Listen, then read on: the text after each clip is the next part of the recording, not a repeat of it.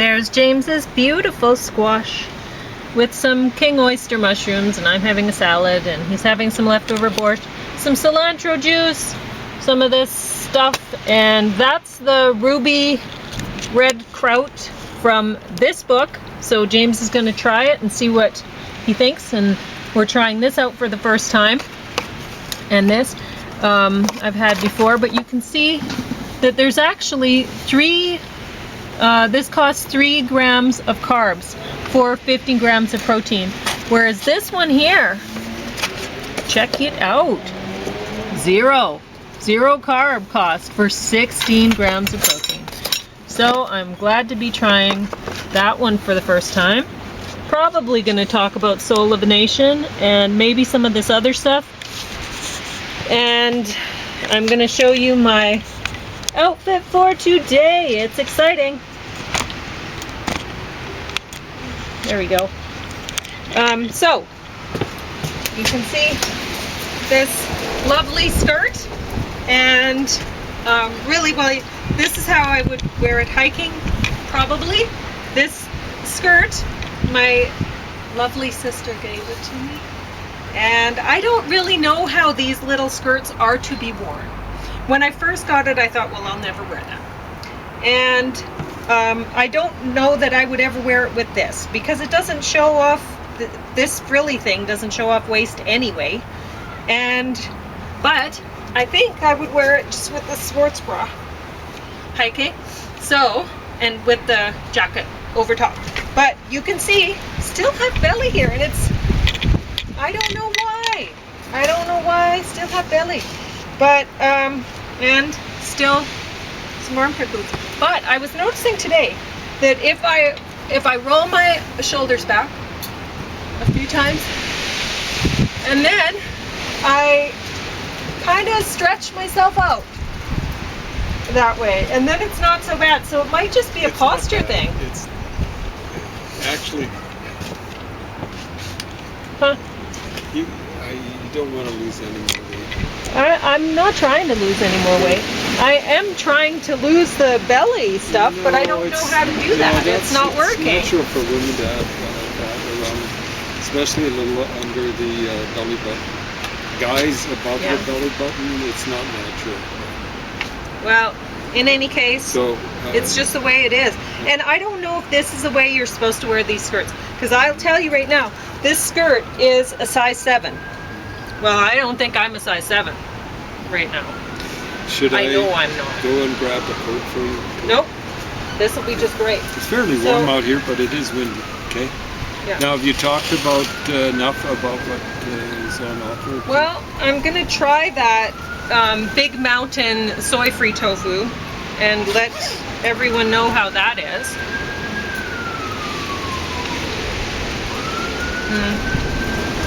Now you spiced it up, obviously. No, it's not as good as this. Not nearly. As good as the mushroom? Sriracha smoke. Oh, right. But I see stuff on it. You did put well, some I stuff. cooked it with the broccoli and the sriracha and the mushrooms. But it tastes more like tofu than anything special. But it's not even as good a texture as tofu. But you know what? I prefer this texture to tofu. Oh, really?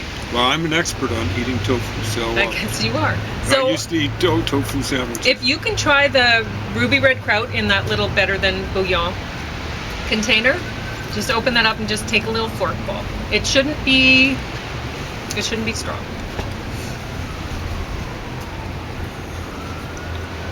I had to use a little jar as well as my big ones because I didn't have enough for a big jar.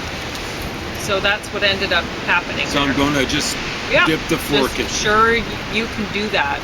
Because we'll get rid of that jar within a couple days. It doesn't matter. No, that's pretty good. Okay, good. Now there's some salt in there, right? Well, it's sauerkraut. Okay. But it's made with red cabbage and beets to make it red. So it's really tasty, folks. Good. It doesn't have bite sauerkraut often has. Because remember, if you've been watching our show, I made a double recipe of that one because I looked forward to it. I thought this is going to be good. beets. James wants to eat beets more often in his diet. Yeah. He'd like to eat them every day. I would. Yeah. So They're that'll supposed be to an be- easy way for him to eat them every day. He can just, whatever he's eating, just take a few forkfuls of that, and there you go. He has some beets. So, are you gonna drink the cilantro juice today? It's in that container with the black lid over there. Yeah. Because that's why I thought brought the finished water. it up yesterday. Cilantro juice? No, you didn't have any cilantro juice Okay, yesterday. There was some green. Because I put cilantro on my salad, but I put lemon and stuff, and I'm like, oh, James won't want that.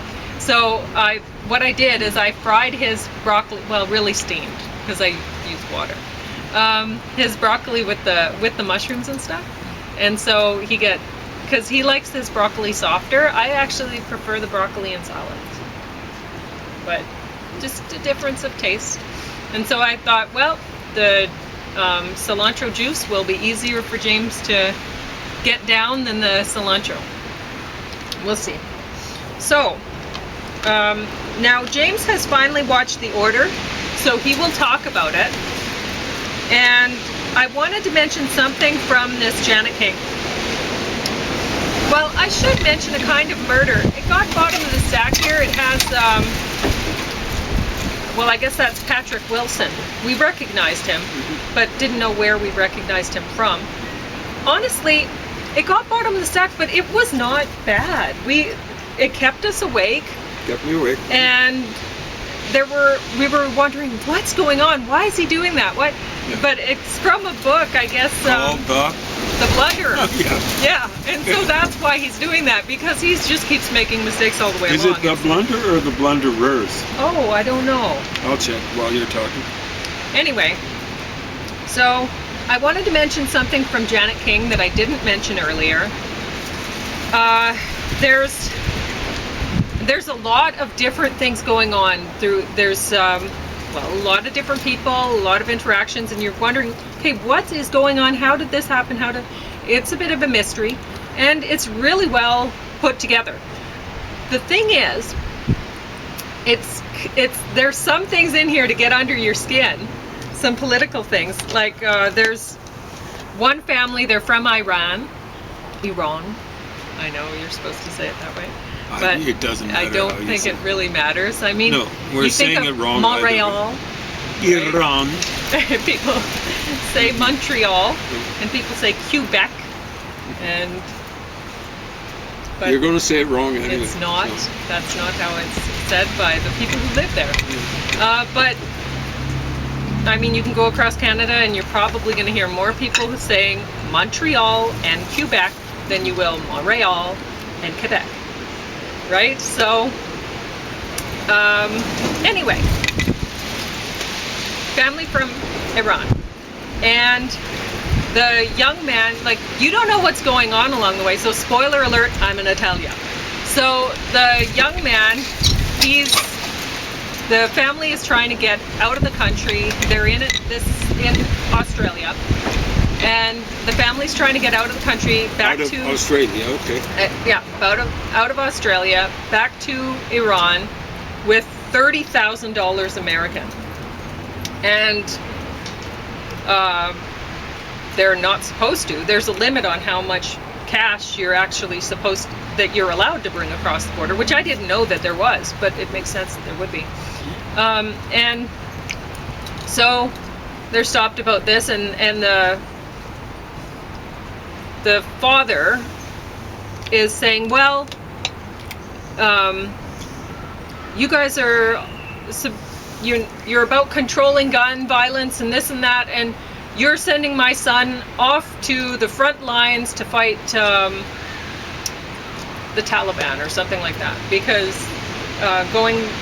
he's getting drafted into because he has citizenship in Iran, he has dual citizenship. And so he's getting drafted to fight in the army there. And I guess they were saying, well, if you pay, you can get out of your obligation to fight in the army. You can pay to not be drafted, I guess. Which that seems wrong. I wouldn't trust them. And yeah, take the money and then they just And so this guy's all upset about it, and he's like, you're sending him off to, and I was watching this and going, no Australian is sending this young man off. Like, she says, well, why don't you just stay here and not go back? You know, and they're like, oh, well, my mother, and they'll arrest her and this and that, and if I'm not, and whatever. Okay, you know, that when people say things like that, and we've all heard, oh, this happens with family. They're like an anchor back in another country, and then people immigrate into democracies, and they have this, the family members might be tortured or something, and so they have the country that they came from, that they fled from, still has this hold on them and can control them. Well, all that tells people when you're immigrating into their country, that they might be threatened because you can't cut the ties from family back there, is don't have dual citizenship. Don't allow it. That's all it says to people in democracies. Cannot allow that with dual citizenship with non-democracies. It's possible to have it maybe with other democracies, but I wouldn't want it with the United States now. And if you maintain your dual citizenship, and in a country that is, like, frankly, I don't believe that any country, if a person is coming from a country that is not a democracy, and they have questionable values compared to the democracy, then they should, the person immigrating, if they want to immigrate, they should have to give up their citizenship in that other country that they originated from. But I guess that's, if they don't, and they still, if people maintain their citizenship and they're drafted from that other country to fight, well, that's not the fault of anybody in the country that you've immigrated into to keep you out of fighting back in the country that you originated from. You decided to keep that citizenship. That's on you. So, I don't know. That got me a little bit charged. So, James is going to talk about these things, because I've already talked about Marlowe a bit, and, oh, you might talk about a kind of murder. I don't know. Will you? There's really not much to say about it compared to these other ones. So go ahead with these other ones, actually. The order and stuff, because, yeah. And then I will eat this. Not what I planned on making today, but I was tired when we got back.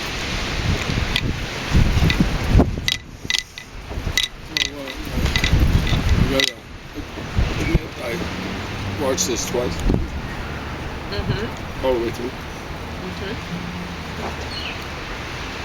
But I fell asleep first time in a few spots.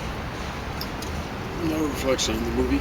It's just after I eat a large meal, I tend to get drowsy. Function of age.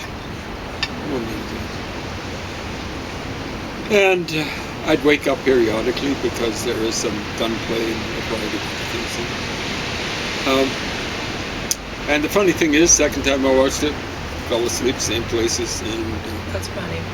Woke up at same places where there was gunplay. So I can't say I watched it all the way through, but actually it was better than I thought it was going to be. I wouldn't call it a classic. I think it's based on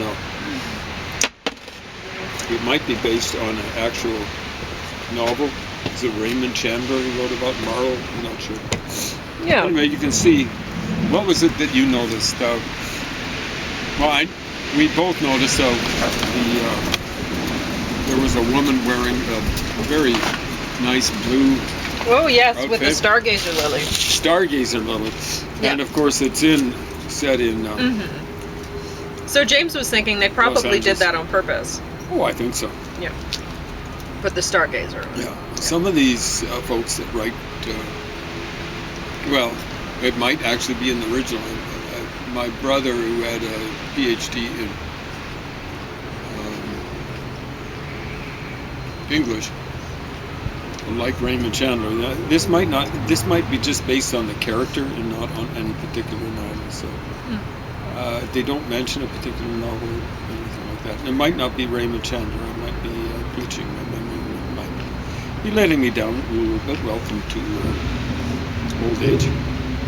Welcome to what you've got to put forward. Anyway, I thought it was pretty well done. There's some nice scenery and that sort of stuff.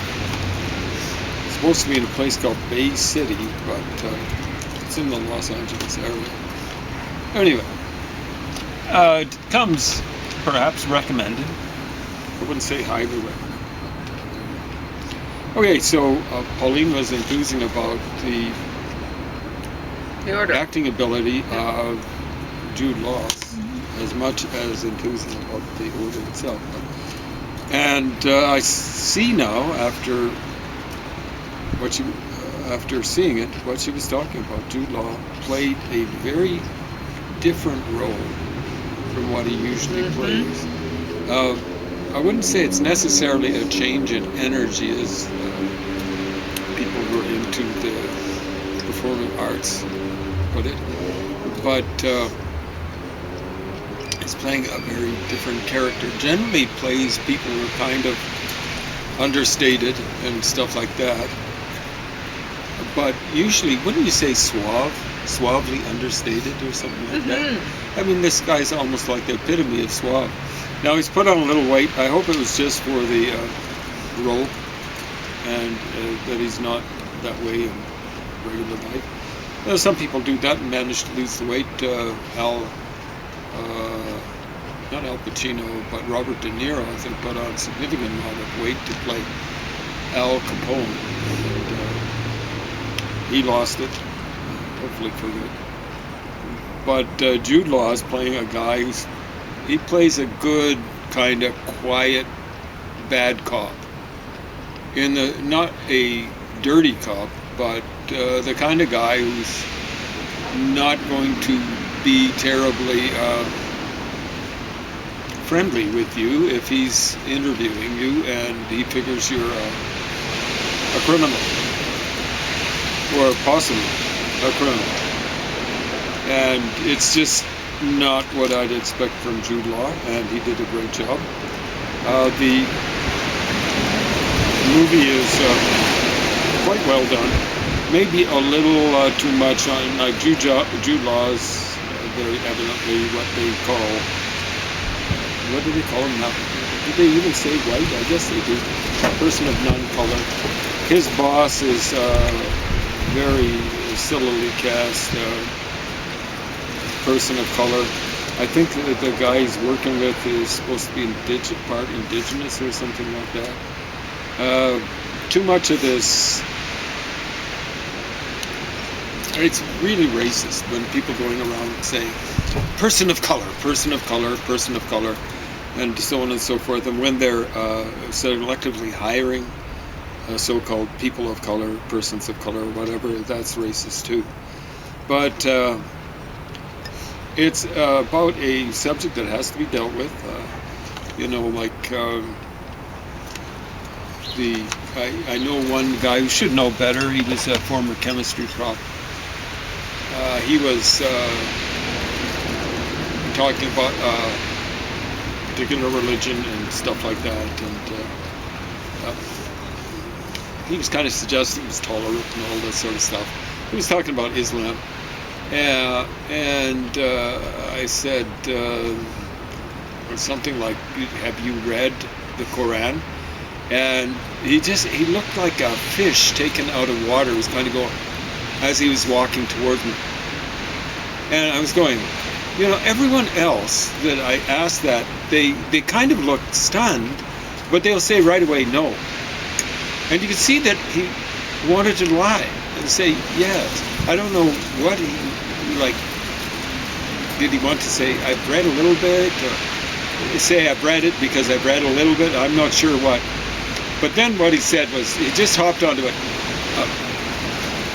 I fear militias much more than I fear militia terrorism, right-wing terrorism, much more than I fear Muslim terrorism. And I guess he was talking about Canada, maybe North America. And it's fascinating because, you know, like as a chemistry prof, I presume he's dealt with statistics. Now, when we look at the gross statistics, they're concerning. The stats I've got from the United States, I don't know whether they're comparable ones for Canada. I suspect they're somewhat similar. Indicate that 2/3 of the terrorist acts are committed by right-wingers or right-wing militias in the United States. 1/3 Muslims. What percentage of the population? You know, Muslim terrorists would be a certain percentage of the Muslim population. The white terrorists would be a certain percentage of the white population. And the white population in the United States, I think it's still over 50%. Perhaps significantly over 50%. Oh, so you've got 50% of the population committing 2/3 of the terrorism. Or people from that, 50% of the population committing 2/3 of the terrorism, and then maybe 5% of the population, I hope it's not that high, committing 1/3. There's, what that suggests is Muslims are committing at least terrorism at 5 times the rate of white folks. That's unacceptable, folks. 5 times the rate, and it's probably more. 5 times the rate. I'm being charitable with the stats. Charitable. 5 times the rate. So if you let in as many Muslims as there are white folks, you'll have 5 times the rate of terrorism. Now, these stats are, again, I'm being charitable, because these stats started with what event and didn't include what event? 9/11. They were saying since 9/11, you know, like Muslims only committed 1/3 of it. That's what was their argument. And of course, that's just egregiously selective sampling of stats. And so, you know, it wasn't, now this was on the internet, but unless they're running a very sophisticated sort of thing, you know it wasn't some right-wing outfit pumping up the Muslim terrorist numbers. They tend to undercount Muslim terrorism anyway, because they'll say, oh, you know, like, what was this, just a lone wolf, a lone actor or something like that?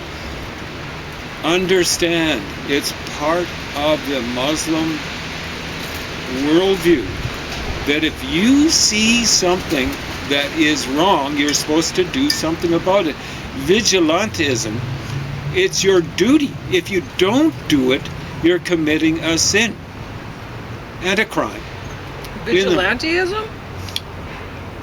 In the Muslim worldview, if you see something that is wrong and you don't do something about it, you yourself, you are committing a sin and a crime, because there's no separation of church and state. So when some lone wolf does something, some terrorist act, they are actually doing something that we, you know, like if we were part of a group, we'd consider a terrorist act. Oftentimes they don't count it, but the way to look at it is that's a one-person cell and the only way to look at it, it's a one-person cell in a movement to take over the whole world. They're frankly uninhibited about saying it. I was talking to a guy who was trying to be friendly and stuff like that. I was actually helping out. I, with my five fractured vertebrae, helping them out outside of their mosque, clean off their sidewalk. They have a horrible record of cleaning off the sidewalk. There was this older guy in a caftan or whatever he was in, cleaning it off. There were two louts looking suspiciously at me, help out with the sidewalk. They weren't doing anything about the sidewalk. But this old guy was from Afghanistan, and he actually had some education on him, apparently, according to some account. But he was saying, you know, like, we believe in peace. When we take over the whole world, then the world will have peace. That's their formulation for peace. Now, anyone who knows anything about Muslim history knows that within 100 years of Muhammad dying, maybe closer to 50 years, they had this huge schism and they've been fighting ever since. A schism between the Shiites and the Sunni. So the actual record indicates that even in places where they've taken over, basically lock, stock, and barrel, there's been no peace. So, but that's their formula for peace. Okay? So, welcome to the real world of religious studies, and not the fantasy world of people like Karen Armstrong, and generally people who are to be found in religious studies, so-called religious studies, at universities, hither, thither, and yon, pretty well everywhere in the democratized world. And folks, here in Canada, you're paying for it. You know, in whatever province you're at, you're paying for these. They are self-righteous lies. In other words, people are going around fooling themselves. It's bad enough when you fool yourself. What I say is, if you got a problem, I guess that's okay, but it's definitely not okay when you're visiting other people. When you're fooling yourself about the nature of not just of Islam, but any variety of other religions, including Catholicism. Catholicism is way better than, its history is better than Islam, and it's way better now than Islam is now, on average. And if you go around fooling, like I say, it's okay to have problems, but it's not okay to visit them on other people. If you're going around lying to yourself, I guess that's relatively okay. But stop lying to other people. Stop lying to other people. Doesn't matter if you believe in your lie. That doesn't make it any less harmful. Donald Trump might believe in his lies. I don't know. It doesn't make his lies any less harmful. At any rate, yeah, it's good to get an exposure. This apparently is based on a real story. But, we should have mentioned that. Based on a real story. There are people out there. So, for example, we don't know what happened. There was a killing on the Queen Elizabeth Highway. Or I believe it's Queen Elizabeth Highway, Highway 2. I think it was between Calgary and Edmonton. Yesterday. Someone shot, I think it was a sick driver of a car. And the car that caught up with him was apparently, according to the accounts that I was hearing while we were shopping, that car was driving aggressively. I'm suspecting that the people in the sick driver was driving aggressively too, but I don't know. I don't want to say. I've seen sick drivers, and some of them drive very aggressively, in other words, illegally. So, yeah. So I don't know what was happening. I think there was some jogging